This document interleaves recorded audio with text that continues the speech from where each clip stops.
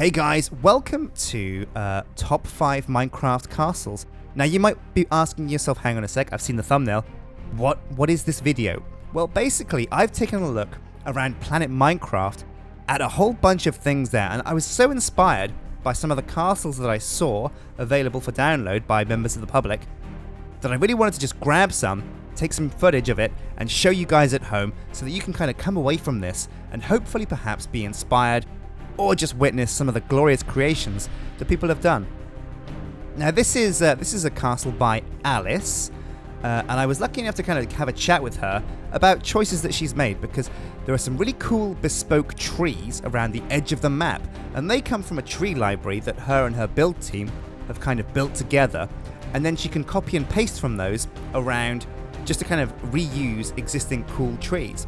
Now there's also a couple of other things about this map that are very unique and interesting. One of those is the fact that she's used ice to border the contours of the landscape around the outside. And I did ask, why is that? Was there a bug with my texture pack? Had I loaded it wrong? And she said no, she wanted to do that because having that white kind of sheen on the horizon, she felt, gave it a kind of fantasy setting. And I thought that was a really cool idea. The fact that, you can just use ice as a painting tool. And some people do see Minecraft more as a canvas than as like a direct tool for building. So it was really cool to get the ideas on that. Also, you can see some of the grass has been replaced by kind of lime green clay. And again, that's to give the grass a bit more texture and make it pop out and come to life. But this castle is immense and insane. I asked her how long it took her, and she said this whole build took her about a week. It is symmetrical, so I can imagine when she did one half, the other half was much easier. And also, there's no interior, and interiors are the bane of the Minecraft builder. But this is a really sweet castle. Let's move on. Right, now any of you guys Zelda fans? I sure hope so, because this next castle is from Sanai, perhaps, and it's the Zelda castle from Twilight Princess. That's right, it's Hyrule Castle, complete with the town in front of it, and this is a really, really beautiful and cool build. Now, something to note is the fact that there's no stairs used in this build. If you look around the castle, they haven't used any stair bricks. And while that adds less detail, what you can have sometimes is almost too much detail in a build. Now, as you come around the back, unfortunately it hadn't quite loaded yet, so that's a bit cut off. But you can see, especially on the roof, just how well these roofs have been designed. And I really do love the attention to detail that's gone into these peaked roofs. They're very kind of well proportioned, they look like perfect peaks. But that's not it. The Hyrule Castle itself is kind of like a minor thing of this build. The truth is, he's built the whole landscape from Twilight Princess. So we've got this ruined tree, which is one of the big landmarks from the Zelda series. But also, if you're a fan, or you played Twilight Princess, or even Ocarina of Time or the others, you'll be able to see some of these roads, some of these locations dotted around this map, and think to yourself, oh yeah, that's where I first discovered Epona, that's where I jumped over here, did that, this is where I collected that gem. There's just loads and loads of really cool little bits and bobs if you're a fan of the Zelda series. So it definitely deserves its place in my top 5 castles pick, even though it's a castle from a game and not an original creation. I really do think that he's nailed something special with this build.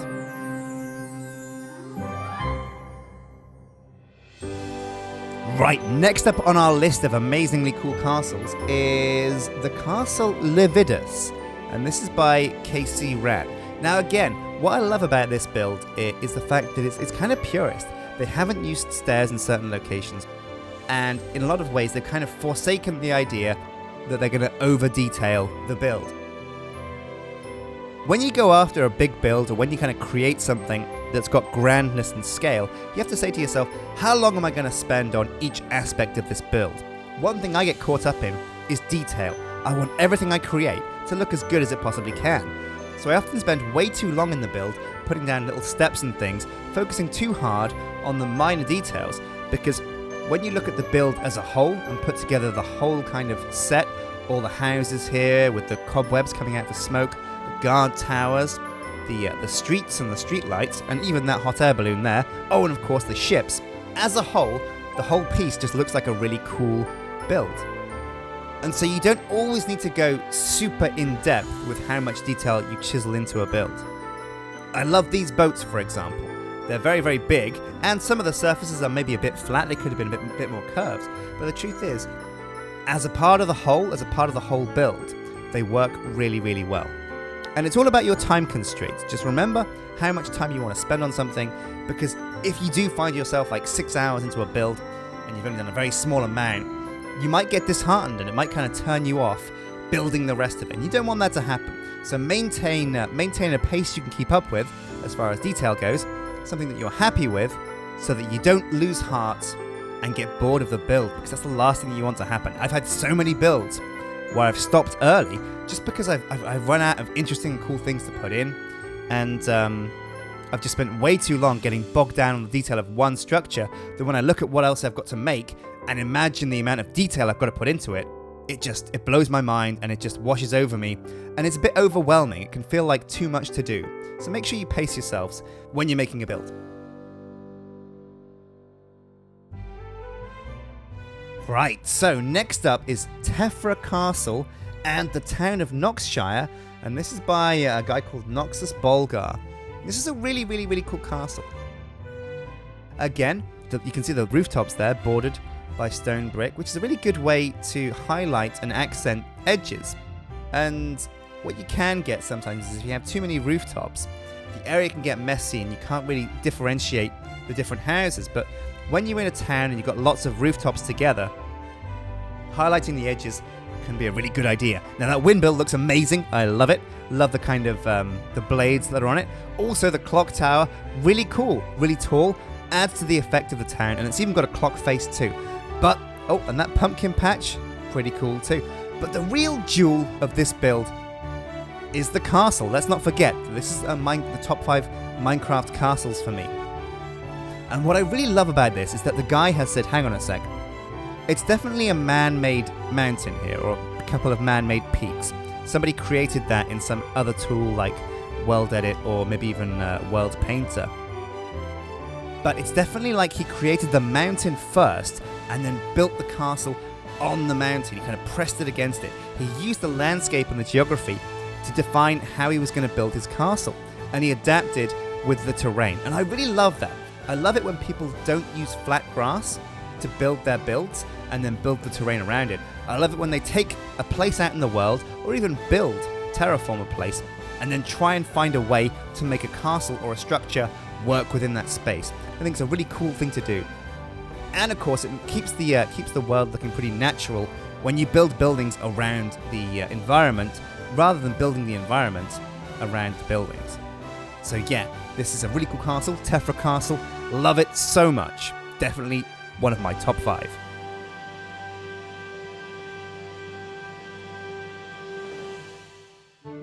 Right, and last but most certainly definitely not least, if you're a Game of Thrones fan, you're going to love this build. This is the Red Keep from King's Landing, and this is part of the pretty much world famous Westeros Craft Minecraft server. Just look at the town. These guys, this team of people, have spent so long recreating King's Landing, and it is beautiful. It's a joy to behold. Just look at all of those rooftops, all at different levels. It's a perfectly proportioned town. There's no uniformity. Everything's kind of different enough to stand out, but definitely obeys the same theme of the whole town. Look at the town square there, all that dirt. Just the kind of the timbre of the blocks placed is beautiful. It's that statue, I think, of the mother down there in the bottom. And I don't know what this large dome is, because it's been a while since I read the books or saw the series. Maybe this is where some dragons were held. I'm pretty sure it's not the sept or the septum. I think that's the kind of tall building that was cut off earlier. But it really is such a beautiful build. There's so much attention to detail that's gone in, and this is what happens when this is what's possible to create when you get a large team of people with one goal and one drive. It's the genius behind Westeros Craft isn't the skill of the builders. It's the skill at looking after and running a building team. Right down to the harbour, you can see down here, and some of these boats. You can just imagine the Battle of the Blackwater happening in this bay. Such a beautiful beautiful bay. The ships back there in the background have so much detail in them, it's unreal. Just like the ships and the sails, from a distance, the silhouette just looks exactly like a ship. And of course, the crown jewel is definitely the Red Keep. Now, I've mentioned layering before, and that's where you build a castle with, let's say, 3 layers of brick, so that you can have not 1, not 2, but 3 separate layers of detail. And what that's let people do here is have a glass window here or there, have chiseled out stairs and things to bolster on detail to the side of the wall, but also you can dig in quite deep as well to chisel out some detail on the inside, and it gives you so many options. There's a garden on the roof of that keep that looks beautiful, and it's just a stunning build, really stunning. And again, I really do urge you guys to check out Westeros Craft and some of the beautiful things they do, because this is just King's Landing. There are all kinds of builds from the world of Game of Thrones that they've completed and mastered, and they are all stunning to behold. So definitely check them out. As I said, links are going to be in the description, so make sure you take a look. Now, I've really enjoyed this. I wanted to use this opportunity to kind of inspire some of you guys, show you guys some of the amazing builds that other people have done, because one of the best tools I find I have is the ability to talk to other people that build and see them and ask them about their builds. Whether it's just getting small tips and techniques on how to kind of make a flower box on the side of a building, or advanced world edit tricks and tips on what mods to use, minor tips on how to build. It's really cool to kind of see the tricks of the trade and see how other people go about building their stuff. I've been Stin, and this has been my Minecraft top 5 castles.